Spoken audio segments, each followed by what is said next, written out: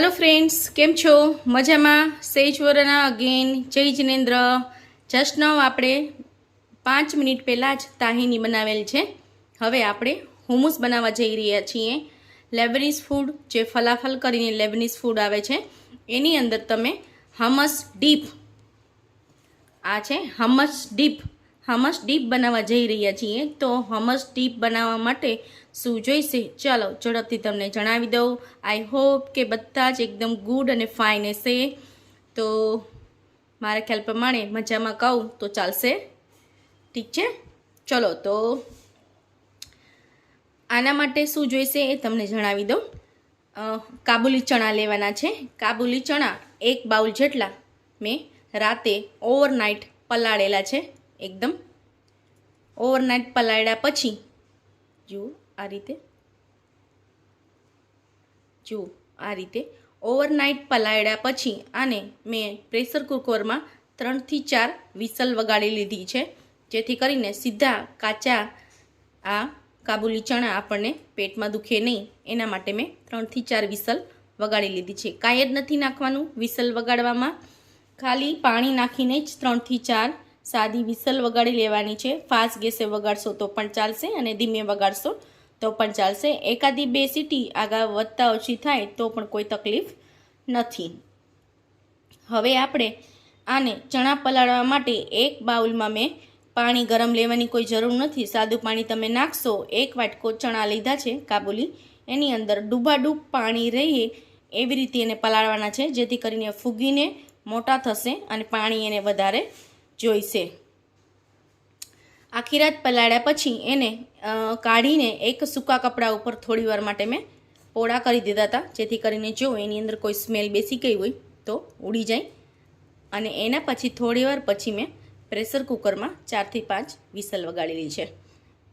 Whistle વગાડ્યા પછી મેં direct ચણા આપણે આ જારમાં મિક્સર જારમાં મેં લઈ લીધેલું છે ચર્ન કરવા માટે।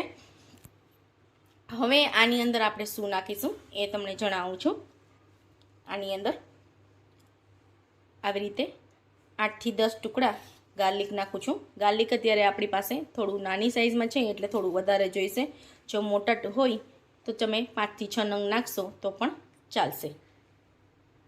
હવે એની અંદર હું ઓલિવ ઓઇલ નાખું છું। 1 ચમચી જેટલું અંદાજિત ઓલિવ ઓઇલ નાખવાનું છે। આવી રીતે 1 ચમચી જેટલું ઓલિવ ઓઇલ મેં નાખેલું છે। હવે એની અંદર હું 2 થી 3 ચમચી આવી રીતે દહીં નાખીશ। સ્વાદ પ્રમાણે મીઠું નાખીશું।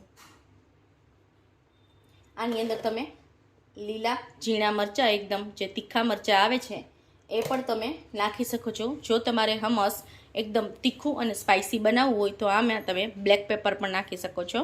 અને લીલા મરચાં જે ઝીણી એકદમ લીલી તીખી મરચી આવે છે એ પણ તમે નાખી શકો છો। હવે આને એકદમ ઠંડુ કરવા માટે બરફના ટુકડા પણ નાખી શકો છો, અથવા તો તમે ચીલ એકદમ પાણી પણ નાખી શકો છો। હવે આને હું થોડું ગ્રાઇન્ડ કરીને પછી જોઈતા વધતા ઓછા પ્રમાણમાં હું આની અંદર બરફના ટુકડા અથવા તો પાણી એડ કરીશ। ચાલો આને ઝડપથી હવે ચર્ન કરી લઈએ।